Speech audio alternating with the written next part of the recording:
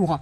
Nazaka toujours au courant makambo susu. Pas nyonso mais makambo mingi nazaka au courant po bandeko baza kuna bango bamona ke moye ba bomba ezalite. Lokwa bango ba soda bazali na likoki ya kotanti na ba mikozi na zela ba media te baleka na biso bato ba media po mikozi basa nini bayoka bango. Na bela ki ke force aérienne singela ki intervenir pour na koyeba na ko apporter soutien na bandeko bazo combattre na Minembwe. Na yesa ki no pe vérité na dernière émission to sala ki na lobaki ke Minembwe centre on l'a perdu. On ne l'a plus. Il faut réagir.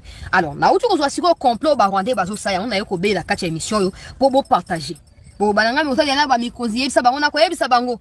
Ngana yesa mo na ngeza moko. Mais sori ba yo ki na mnoko na yo. Na mnoko ndeko musukuna, na ndeko musukuna ba komona ke to accabler bango na même revendication. Ba kozana choix te ke ba exécuter kaka volonté ya peuple congolais. Bande na suba kufa na Minembwe eza ba civil eza ba militaire nazo ba ka kolobela ngo pona lina na pensa susu moto ko likate ministre de la défense zoa ba responsabilité na yo chef ya aviation militaire donc ya ba opération aérienne zoa ba responsabilité na yo ngana yebite pourquoi ofanda na Kinshasa net to chef état major aérien ofanda na Kinshasa pour ça ni na Kinshasa hein osa ni na Kinshasa ozomon.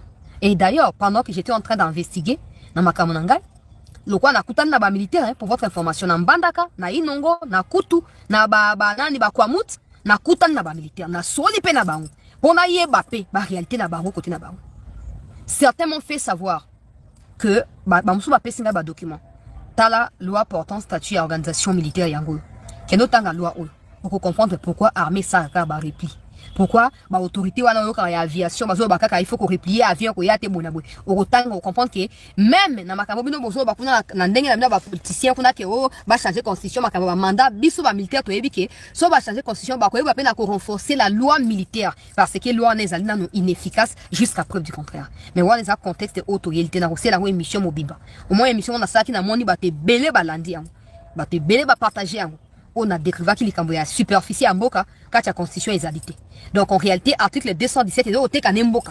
Pour toi légalement toi on a possession en boka au tolo baka 1 2 3 millions tout ça dans un voté. Même dossier dans un autre côté à armée. Ndenge ni constitution ils ont paralysé fonctionnement et armée. Je ne dis pas que si on perd des villes ou des localités c'est à cause de la constitution, non. Mais je dis que légalement les lois militaires ne sont pas aussi efficaces que ça. Et même dans la constitution il y a à peine peu de lois qui parlent de la défense de la souveraineté nationale. Mais ces lois-là, où la constitution, elles sont incompatibles. Na ba code militaire, na ba loi ya bango, ba militaire, le quoi, ba loi, donc organique na bango. Ba loi spécifique na bango. Na koye la une mission, na yebi ke boza belé beaucoup partagé. Bon, moi, il y a 2 jours, Kaniki, c'est un citoyen rwandais qui vit aux États-Unis comme rwandais. Mais qui est venu, na bonyama na bango ya ba rwandais na kati ya Goma. Na ça d'ailleurs bande kunanga ya États-Unis basa la nyonso pour battre dans l'état américain et Kaniki c'est un terroriste que c'est un criminel eux sengeli ba retirer les nationalité américaine bande ya États-Unis ba ça que non ba entreprendre ba démarche parce que ce n'est pas facile. Kaniki fait partie à bateau bazoko ba congolais bazoko démarcher pour basa nini pour bazwa retrait à ba nationalité américaine na mitu na bangwana. Mais les cas qui vont être Kaniki akendaki na Minembwe. Akendaki na Minembwe pour na hebsa kibino na ba émission. Ministre de la Défense, bossa au bossa c'est votre responsabilité. Mais c'est triste. Pour gars on a compris la terre, bino boser à tober la bongo bossa là. Et des fois même quand on crie, vous cherchez à nous faire taire, que de réagir sur terre. C'est honteux hein. Na bando bela likama Minembwe lelote. Mois de juin mobimba. Na beli kaka. Tozu Minembwe centre. Il faut beaucoup de renfort, il faut tout ratisser, il faut tout contrôler, il faut tout aplanir. Jusqu'à ce qu'on a perdu Minembwe. On était sur le point de perdre même Mikenge 0.0. Maintenant, Kolobate soutient Utakiwapi pour tout maintenir présence na biso na Mikenge na 0.0. Donc vous devez déjà savoir que toutes les rumeurs qui circulent là, au Mikenge koi, au 0.0 c'est faux. Même si Ezaka na c'est attaque, donc Ezaka na c'est à danger. Pour Banguna balingi absolument à cause des territoires ya Baraka Fizi mobimba. D'ailleurs, certains chefs coutumiers à Baraka Fizi m'ont contacté. Ils m'ont dit, chancelier, appelle son numéro à chef de l'État pour tout dénoncer Bissomoko. Même si que moi, je n'ai pas le numéro du chef de l'État. Et même si je l'avais, ça ne se passe pas comme ça. Dites-moi ce qui se passe. Voici ce qu'ils m'ont dit. Natanga, pour le bâtir qui a chancelier, va commentaire et l'équipe Natanga. na sengi tout liker tout partager na yebi keloko bolu kilanga nde yangwana bolu kate po boye baso na zabie po bato bazana na Twitter na Facebook ba yebi ke na zabien pour kuna na postaka parce que kuna que je sois en province ou pas je suis quand même en mesure de poster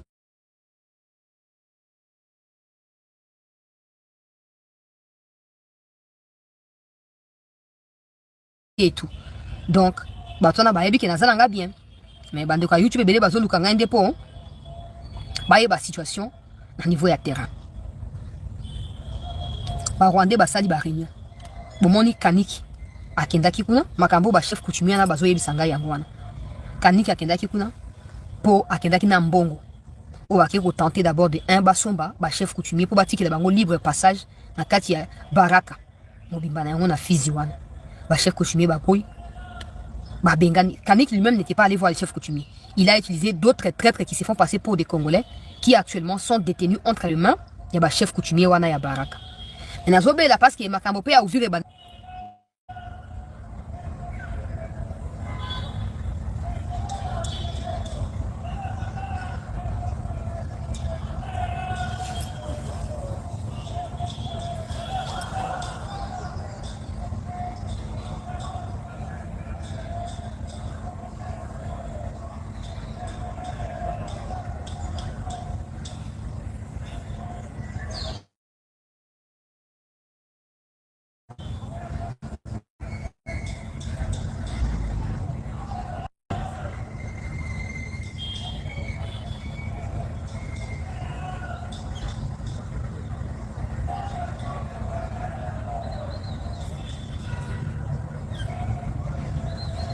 Bon, j'espère maintenant que ça va aller. Je suis en train de voir. Bon, j'espère maintenant que ça va aller. Ministre a connexion au Combo Nina. Ministre il y a poste et télécommunication. Combo Nina. Ministre, déjà si c'est émission, bon, on a eu là. J'ai mis renseigné sur eux très bien. Bon, on me semble qu'on a vu sur les habits. J'ai si c'est émission, bon, on a eu là, bien. Continue à battre. On a vu que des intervalles au Burkina Faso benga continue mututé nazo yela yo te maliba za économie numérique maliba ba changer place wana akoma côté économie numérique ministre ya télécommunication nazo yela yo d'un moment à un autre. Alors je disais que ba Rwandais basali kita Kaniki akendaki na mbongo pour corrompre ba chef coutumier wana Kaniki à l'équipe par bateau. Je précise que Kaniki c'est un Rwandais. Aza siko a vivre na Goma entre Goma et États-Unis.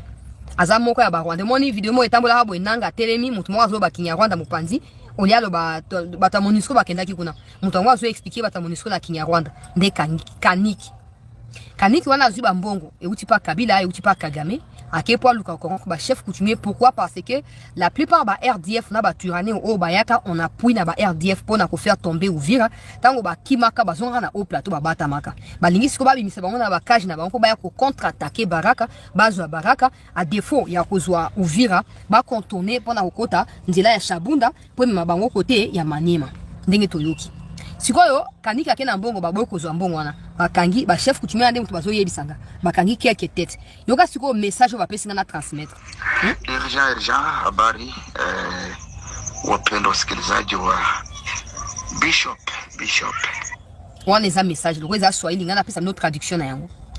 Donc a ozomona bazo bananga ke non Kaniki a réuni à Minembwe les Twirwaneho Red Tabara qui sont tous des Rwandais na bande na bango bambengaka ba Congolais boye bango malamu basangani basali réunion il y a plus de 5 heures de temps.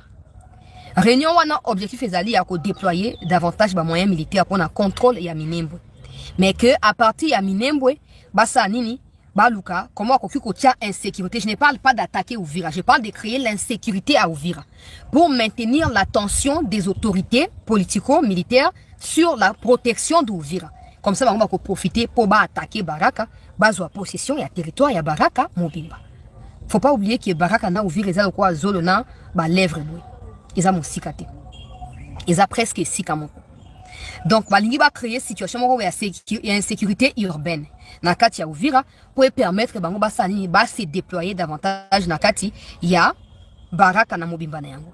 Ba village o bazoko ciblé ezali Bikoboko,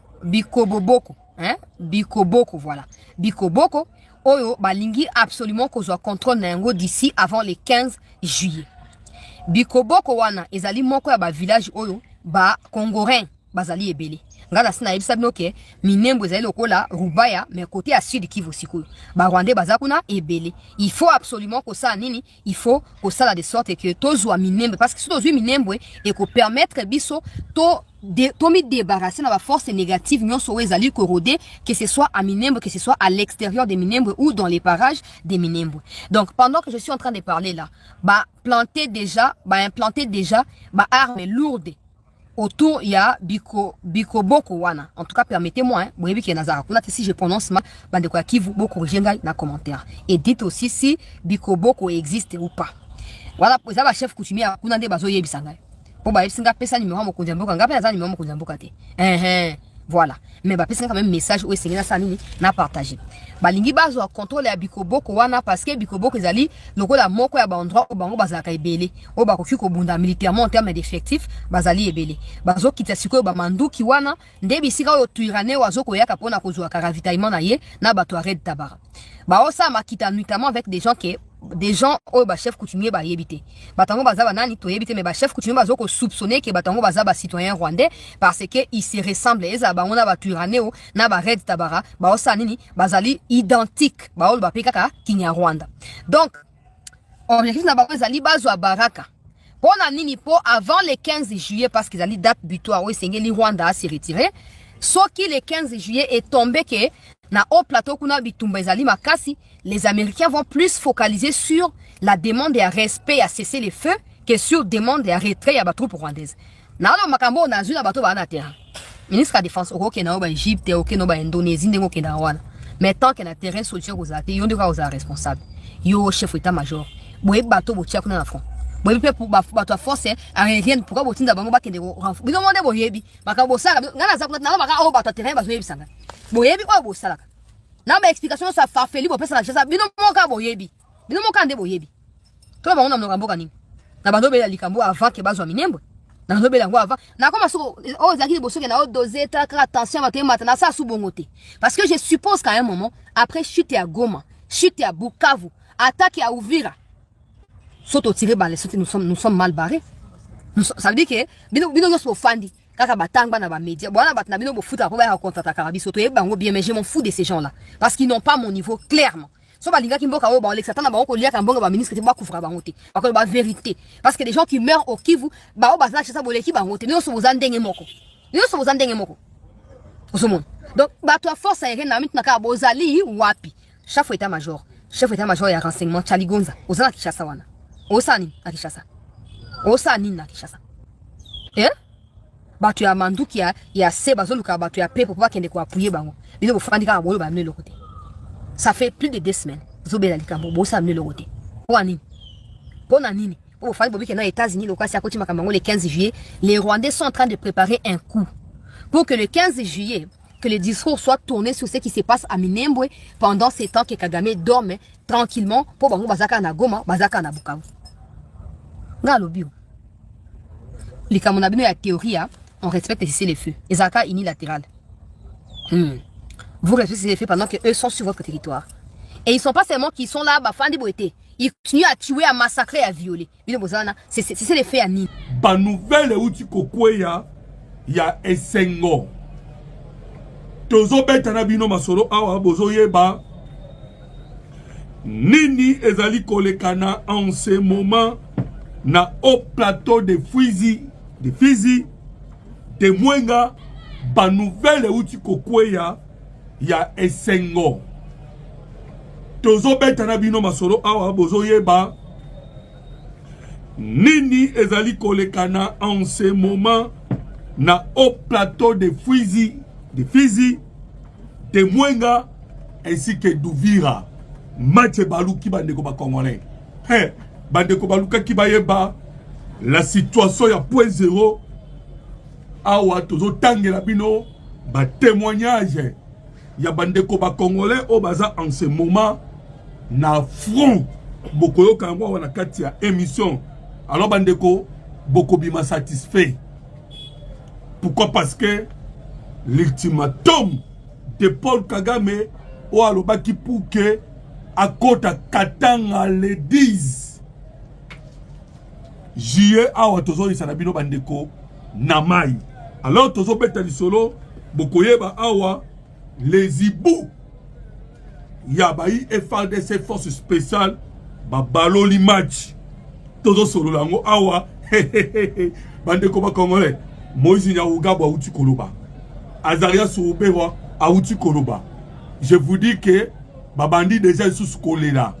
Zone dansement peuplé, zone dansement peuplé. Boyi bango ndenge balobaka. Alors tous obete solo na bandeko ba Congolais awa na kati ya émission.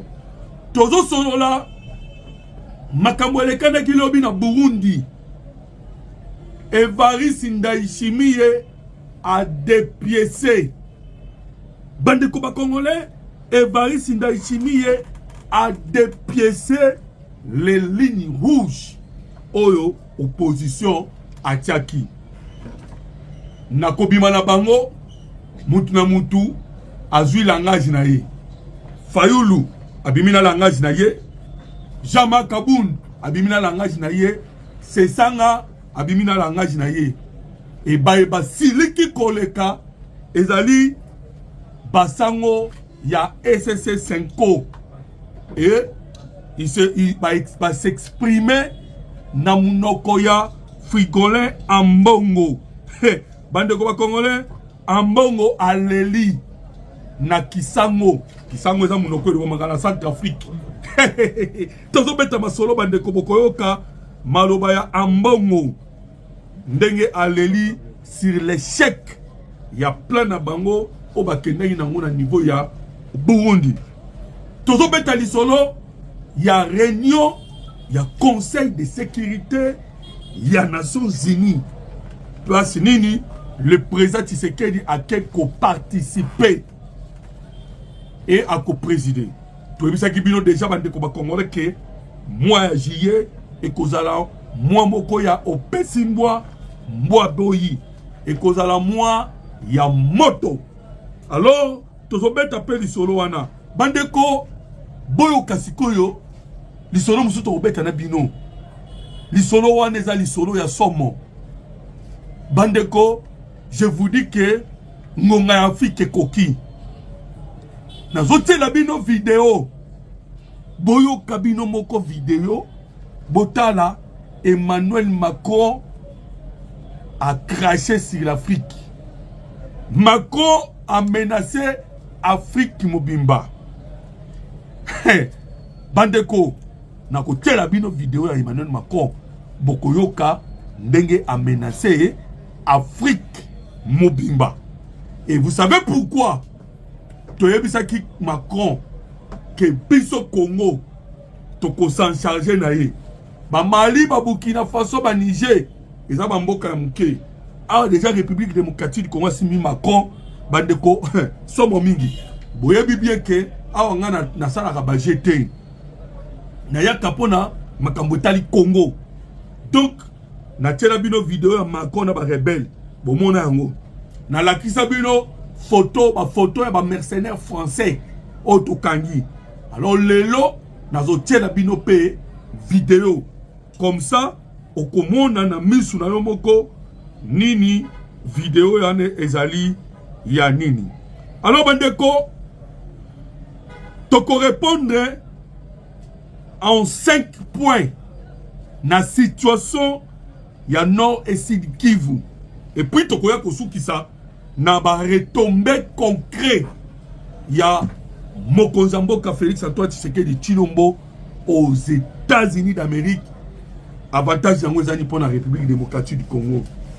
Matondo mingi na bino bandeko awa toyebisaka na bino ke soko ekolanda émission na biso benga papa benga mama benga bana bavanda na kiti poto solo la makambu ya mboka Congo. Tozo senga au koti au aimer au koti au partager. Pourquoi tango aimer mbamo YouTube atinde un peu congolais mususu. Tango partager mbamo congolais mususu peso ba situation ezo le kana ezanine. Tokoti bamona mama makambo bandeko. Qu'est-ce qui s'est passé na Bujumbura? Après rencontre ya Évariste Ndayishimiye, bande koba congolais, bayi sauvo le Congo baleli, José Makila, aleli, Frank Djongo, aleli, Passa Saïba, aleli, bande kobo kananu kolela na bango, et après sikoyo, toye bisabino, makambo eleki na Bujumbura eza nini, oyo, babimi lo kwa tour de Babel, awa tozo bisabino, bakotisi réunion, pour que baluka ndenge nini bakoki kozwa liloba moko parce que diversion ekoti fayu la lobby bon matabo kita ngai fayu na yebisi bino ke le mouvement M23 ezali réunion pour que baluka ndenge nini bakoki kozwa liloba moko parce que diversion tango partager Mbalamo congolais musupa zoeba situation ezo le kana ezanine. Tokoti bamona mama makambo bandeko. Qu'est-ce qui s'est passé à Bujumbura? Après rencontre ya Évariste Ndayishimiye, bandeko ba congolais bayi sauvo le Congo baleli, José Makila, aleli, Frank Djongo, aleli, Passa Saïba, aleli. Bandeko boyo kananu kolela na bango et après sikoyo toye bisabino makambo eleki na Bujumbura eza nini oyo babimi lo kwa tour de Babel awa tozo bisabino bakotisi réunion pour que baluka ndenge nini bakoki kozwa liloba moko parce que diversion ekoti fayu la lobby po matabo kita ngai fayu na yebisi bino ke le mouvement M23 ezali rébellion. Jama Kaboun abi sotobi que mouvement M23 en rébellion toujours pesa Tshisekedi avantage. Mouvement M23 est en opposition armée. C'est ça qu'on appelle lobby mouvement M23 opposition armée. Bande koba congolais babimi ya kopanzana. Alors boy kasikoyo Passa Saïba oya sauvo le Congo en regret. Mais bande ko ce que nous avons constaté kuna na niveau ya Bujumbura na Burundi ezande vraiment au pesimbo mbo boyi bande ko congolais boyo kananu le général Neva reçoit les opposants à tour de rôle boki makambu général Neva sali ayambi bango à tour de rôle na 10h30 ayamba Kijama Kabunda. Quand Jama Kabunda Koti a présenté OAE dossier. Na dossier, Jama Kabunda a présenté. Jama Kabunda a dit non. Démission. Il y a Félix Tshisekedi. Transition. Il y a 2 ans avec Senko.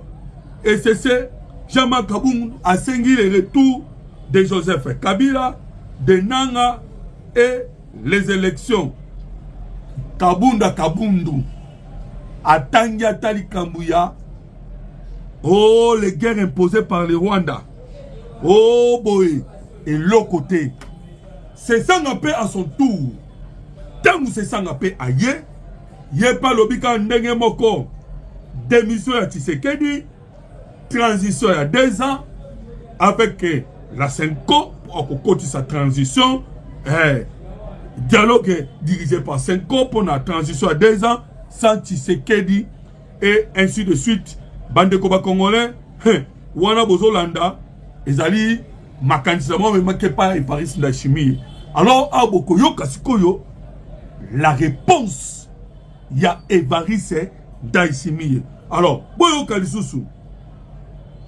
Awa 3 déclarations contradictoires ya ba membre ya C64. Boyoka. Frank Djongo alobi boy. L'AFC M23 n'est pas une rébellion. C'est une révolution constitutionnelle.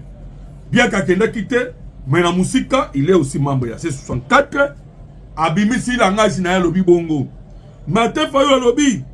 Il ne s'agit pas d'une opposition armée, mais d'une rébellion. Cette Kikouni, oh le M23 est une opposition armée. Donc, aux yeux cette Kikouni, aux yeux Frank Djongo, aux yeux Jama Kabunda, aux yeux Sesanga, Bazana Oya Bangonzira. tango kozosko fayulu ozipe na équipe na ya soi-disant la muka bazala ndila na ye bande ko ba congolais. Je vous dis que basango en colère nazo tali sabino photo. Je vous dis que ce que mon photo oko regretter bato balobaka ke basambelaka. En tout cas esali biso passe mingi naza na kati ya koluka photo wana na kotangela binongo bokoyoka bokomona ke basango en colère contre nani, contre Évariste Ndayishimiye. Pourquoi? Parce que Évariste Ndayishimiye makambo asali et c'est ici bangote. Donc okomona na image yomoko zomona que ça ne va pas. Boyo kasikoyo ba ikabila ndenge balobi. On avance bandeko. Bomona ko betre bino ndenge match baluki wapi na Est République démocratique du Congo. Match baluki na point zéro. Les Ibous ont surpris l'armée rwandaise. Kaka ndenge bolelaki nazo betre bino lisolo na ngo. Mais boyo kananu pito pale o ekoti na Bujumbura. Ba communicateur ya ba M23 balobi Tshisekedi les a dribblés. Balinga te Tshisekedi akobimisaka au changer constitution. A dribblé bango. Boyo kabandeko ba Congolais. Babano no lukuta wo José Makila mutazoloba alobi boye. La famille politique du président Honoré Joseph Kabila a bel et bien reçu l'invitation émanant du cabinet du président Évariste Ndayishimiye. Le Vonu, le Kouta, Babengaki Kabila te.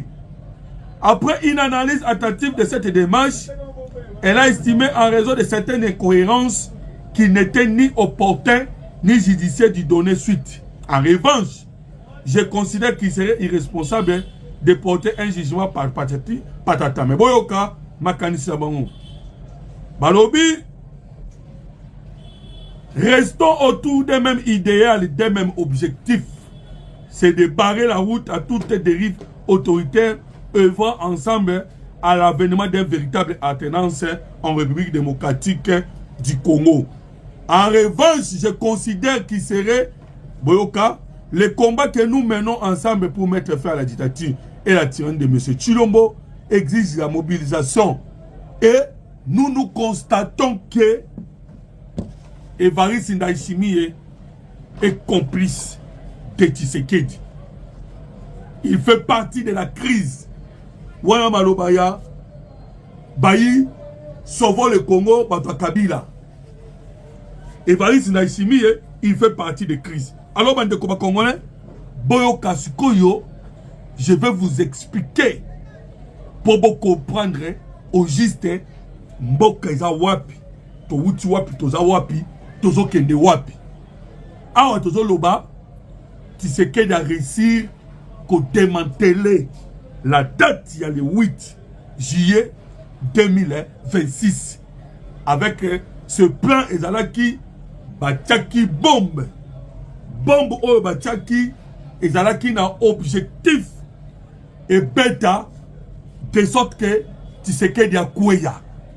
C'était même une tentative de coup d'état. Alors, na kata tentative à coup d'état, on a préparé ezalaki na devoir ya mokonzi mboka Félix Antoine Tshisekedi Tshilombo de protéger les opposants. Pambate bakosimbisa ye touche ndenge basimbisa qui est touche na ba élection 2023 lorsque Chéribert Okende a Koufaki. Voilà pourquoi le président Tshisekedi a bengisaki Évariste Ndayishimiye a talisi carte mobimba. Pourquoi? Ce qui a bengisaki ba opposant baya ko participer bayoka. Bayoka bango moko le plan de l'Occident, de la France, on a préparé le chaos. Pourquoi? Parce que Paul Kagame est en difficulté na niveau wapi, na niveau ya la République démocratique du Congo. Alors bandeko, debo mona ki le président Tshisekedi a bengi sake Évariste Ndayishimiye atali sabi benga bana mayana ebisa bango ke balingi balia moko na bango. Et la personne banda ki balia c'est Martin Fayoulou. Pourquoi? Martin Fayoulou a dans la position T. Moko Azanaba. Sango, parce que Basango c'est dernièrement Awa. Bazaki en colère contre Martin Fayoulou. Bayebissiye, on sent chez toi la traîtrise. Parce que on a un discours de mon côté. Alors, le discours, on va faire gober na Fayoulou les anines. Basa la bloc. Et bloc wana, et qu'on compte ça M23, et qu'on compte ça Kabila, et qu'on compte ça Batutu. Alors, pour na Fayoulou, lui n'accepte pas surtout, et que Asangana ba M23. Et bah, Nakineskoyo, na kata manifestation, préparer un assassin. À quoi ça? Voilà pourquoi le président Tshisekedi a yebisi Ndaïsimi yebisa bango. Alors tant que Bakomi est pas Évariste Ndaïsimi, sage qu'il est, connaissant par les informations, Kouta n'a pas service de renseignement. Il y a américain, il y a Israël, ainsi qu'il y a Moussad, bande de combat congolais, KGB et Moussad, bande de combat congolais. Évariste Ndaïsimi a siminde ba document azotal sabango moko alobi yo lunga kokufa tala plan eza boy est-ce que bozana Congo to bwana Congo te ayebisi Jean Kaboun au lieu de faire un bloc commun contre l'agression rwandaise, contre Paul Kagame qui a tué pendant des années na Est la République démocratique du Congo. Puis nous vous préférez bon pèse à bango sous ma béquille. Vous voulez rendre encore Paul Kagame fort alors que Paul Kagame a dans souka. Alors, bande combat congolais, Évariste Ndaïsimi a frappé fort. Et vous savez pourquoi Évariste Ndaïsimi a pris la mission na kobombe la binoté. De comment combien kingai ah mais mouloto yo aujourd'hui ça va secret d'état. Je vous dis, ça c'est une vérité. C'est une vérité qu'on ne doit pas cacher. Et ça ma stratégie, il y a présent Tshisekedi. Et Babenga Kayango forum shopping. Et le forum shopping, et ça même eloko oyo boyokaki forum shopping ana Kagame Salaka. Bande koba congolais. To signale l'accord de Washington depuis le 4 décembre 2025. Et Kagame continue, il y a Koko Tchabasodani na Congo. Et en même temps, il utilise les forums shopping. Pourquoi? Il voit les dangers. Toi, ce qui n'a pas que Paul Kagame attend la classe. Il y a guerre psychologique. C'est un commando formé par les Américains. Mais Dieu merci, Bishop Tozui, président Tshisekedi, qui est aussi bien formé. Mais dans ma marketing. Donc, on a parole de conviction. Voilà pourquoi ils ont démantelé Kagame. Alors, dans le bidon du solo, il y a des retombées concrètes. Il y a Nini, il y a l'arrivée de la République démocratique du Congo, Wapina Conseil de sécurité. Et pourquoi le président Tshisekedi en personne a préféré Yemoko Kende aux États-Unis d'Amérique, bande Koba Congolais, dans le bête de la bino solo wana. Mais vous comprenez que, toujours banabino, tu utilisé les stratégies à forum shopping. Cela veut dire, là où il y avait un plan préparé pour déstabiliser la ville-province de Kinshasa, bon, Tomé Mabangona nous l'a dit, solé pas Évariste Ndaïsimi. Voilà maintenant, cette pression, Ezaki Koya, Mbalamoko est écarté. Toujours banabino, le 22 wane kozala sans impact. Parce que tout ce qui a été préparé pour le 8, toujours banabino, est quoi? Alors, Mandeko, Awasikoyo, nazo beti la bino li solo boyoka, situation en Boka Congo place tozo kende. Même ce qui bino que le 8, ezaki plan ya kobomo posa moko. Tshisekedi azala noisi.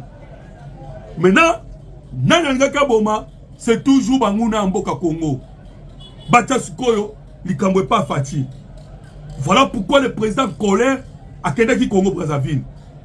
Pour nous mettre en garde le vieux Sassou. To Katisiskoyo, dans la date, il y a le 9. Le 9, ils sont arrivés. Il y a États-Unis d'Amérique. Des envoyés spéciaux américains. Bazoya na Esa Congo. Bakende ko vérifier la présence. Il y a des militaires rwandais va quitter ou pas. Mais je vous informe, que déjà, na date, il y a les 4. Il y a les 4 juillet Oyo. Kagame déjà bimaki nan poisa à Lobi Boy. Nous, les Rwandais, nous n'allons demander l'autorisation à personne pour nous mesures défensives na biso et pour nous protection à Rwanda. Donc c'est-à-dire bah une autorisation ni les États-Unis d'Amérique ni le gouvernement congolais pour ba côté ça ba militaire na bango na sol ya Congo. Alors lobby bande ko congolais et comme kiskoyo tout ya porte-parole il y a armée rwandaise. Voilà, vous allez me permettre d'attendre la bino. Boyoka, c'est la vidéo. Et ça, maloba nanga été. Nazo tche la bino na bomo la vidéo. Je sais que possibilité d'ate, mais bomo na quand même. Bomo na le téléphone na peso balukate. Alors, ozomona, je vais permettre à bomo na quand même vidéo. Il est là, il parle à Kenya, Rwanda. Bokoyo kate. Technicien a évité ce qui bande kobazomona vidéo. Je vous dirai l'interprétation. Alors, ce communauté, mais c'est la vidéo. Voilà. Tobe na kabino na groupe WhatsApp pour te partager na bino par vidéo oyo. Alors boyoka. Alors binini. Vous voulez qu'on vous explique dans quelle langue les porte-parole il y a armée rwandaise mtazoloba. Vous voulez qu'on vous explique dans quelle langue?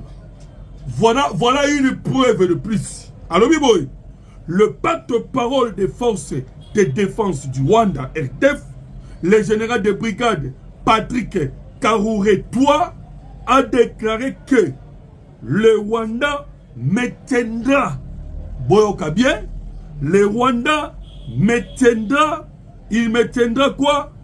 Ses mesures défensives et continuera à déployer des militaires au Congo. À Batamite, à Lobiango, tout haut. À Bakissi, analyse. Je crois que cette déclaration va à l'encontre de l'accord signé à